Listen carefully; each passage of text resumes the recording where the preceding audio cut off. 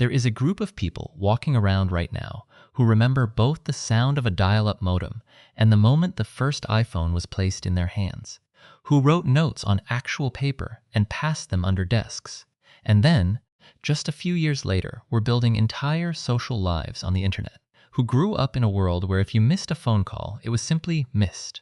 No voicemail, no callback, no text, just silence. And somehow you were okay. Psychologists have been quietly studying this group for over a decade, and what they keep finding is something they didn't expect. This isn't just a generational footnote.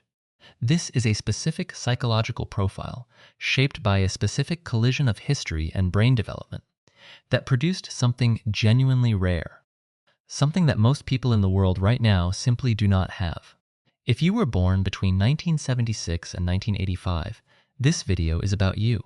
And by the end of it, you might finally understand why you've always felt like you don't quite belong to either world, and why that feeling, the one that's followed you your whole life, might actually be the most valuable thing about you. Researchers first started calling this group Xennials around 2014. Some sociologists classify it as a microgeneration, not because the window is small, but because what happened inside that window was so concentrated, so historically unusual, that it created a psychological fingerprint, unlike anything before or since. Here's what that window looked like. Your childhood was analog, completely. If you wanted to talk to a friend, you called their house, and if someone else was using the phone, you waited. If you wanted to meet up with people, you agreed on a time and a place, and then you just showed up and hoped they would too.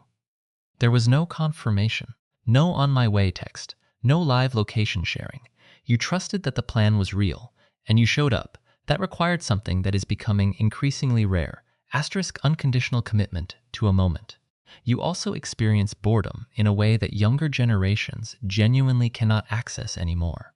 Not the boredom of having nothing to scroll through, real boredom. The kind where you're lying on your bedroom floor staring at the ceiling for 45 minutes with absolutely nothing competing for your attention. And out of that boredom, eventually, inevitably, something would emerge. A thought, an idea, a decision to go outside and build something or destroy something or figure out who you were. Neuroscience now tells us that this kind of unstructured mental time is essential to the development of the default mode network, the part of the brain responsible for self-reflection, creativity, and the construction of identity. You got that uninterrupted for your entire childhood, and then the world changed, not gradually. Suddenly, you were in your late teens or early 20s when the internet stopped being a novelty and became the infrastructure of daily life. You registered on Friendster, then MySpace, then Facebook. You got your first cell phone not as a child, but as a young adult, which means you adopted it consciously, intentionally, rather than absorbing it as a given. You remember the before, which means you could actually see what was different. Here's why the timing of this matters more than most people realize. The prefrontal cortex, the region of the brain that governs adaptability, complex learning, and decision-making under uncertainty, doesn't finish developing until roughly the age of 25. A landmark study published in Nature Neuroscience confirmed that this region remains in a high plasticity state well into the mid-20s. Xennials hit the digital revolution exactly inside this window, old enough to have formed a real embodied relationship with the analog world. Young enough that absorbing a completely new technological paradigm didn't feel threatening, it felt natural. Your brain was literally still in the phase where it was designed to rewire itself around significant environmental changes.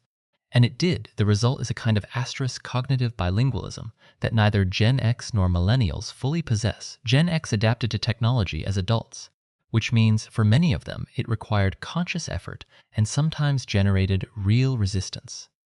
Younger Millennials and Gen Z have no meaningful relationship with the world before constant connectivity, which means they've never had to consciously choose it. It's simply the water they swim in, but you chose it. You remember what you were choosing between. And that changes everything about how you hold it.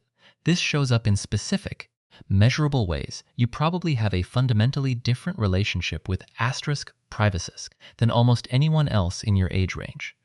Your most embarrassing teenage moments, the bad haircut, the humiliating crush, the thing you said at a party that you wish you could take back, don't exist anywhere except in the softening, shape-shifting medium of human memory.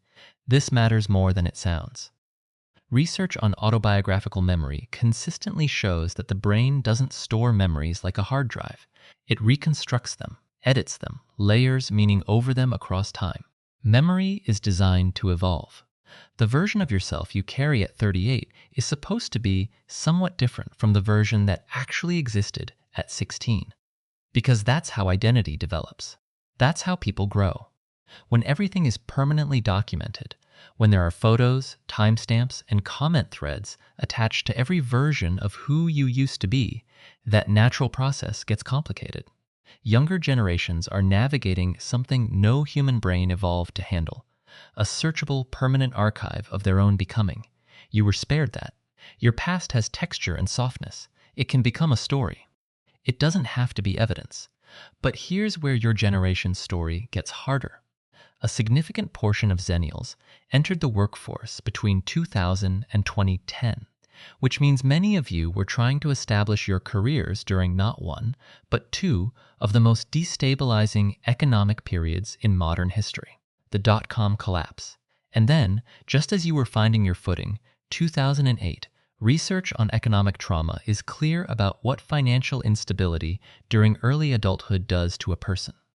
It doesn't just affect your bank account. It rewires your baseline sense of safety. Studies consistently show that people who experience serious economic hardship during career-forming years carry a persistent undercurrent of financial anxiety long after their circumstances improve.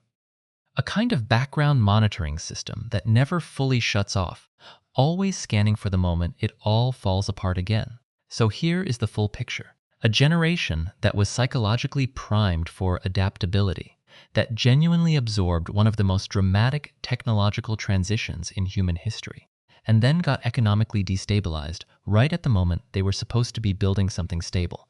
The result is a psychological profile that holds two things at once: asterisk exceptional adaptabilities and asterisk deep, quiet vigilance. You navigate change because you've had to. But somewhere underneath that, there's often a voice that doesn't fully believe the stability is permanent.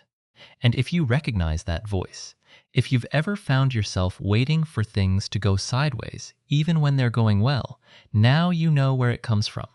What defines Xennials more than anything else is this capacity to hold contradiction without needing to resolve it. You are self-reliant in the way that only people who grew up without constant adult supervision can be.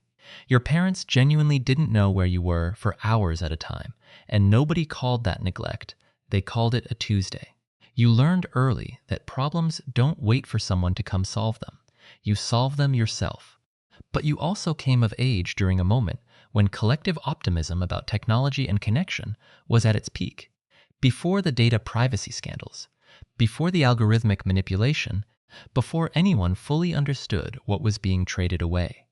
You believed in what the internet could be because you watched it being built, and for a while, it really did look like it might connect everyone to everything in a way that was genuinely good. You remember what was gained. You also remember what was lost, the ability to be truly unreachable, the specific quality of presence that existed when there was nothing else competing for your attention, the patience that came from waiting, actually waiting with no alternative for something to arrive, the strange, underrated intimacy of a conversation that disappeared into air the moment it ended and lived only in the memory of the people who were there. You lost those things. But unlike most people, you actually know you lost them. You can feel the weight of the before in a way that makes the after legible. If you've sent your life feeling like you don't quite fit, too young for the Gen X references, too old for the millennial ones, caught between two worlds with no clean label and no real cultural home, that discomfort is not a flaw in you. It is the defining feature of your experience.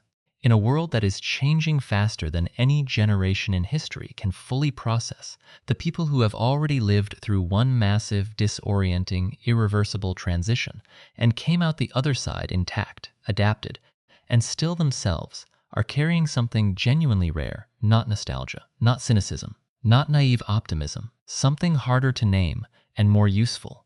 The knowledge held in your body and your history that transformation is survivable, that you can lose an entire world and find your footing in the next one, that the version of you that exists after the change can still recognize the version that existed before. The Xennials were never meant to fit neatly into the story someone else was telling. They were the ones who lived through the seam if this found you. Subscribe. There's more where this came from.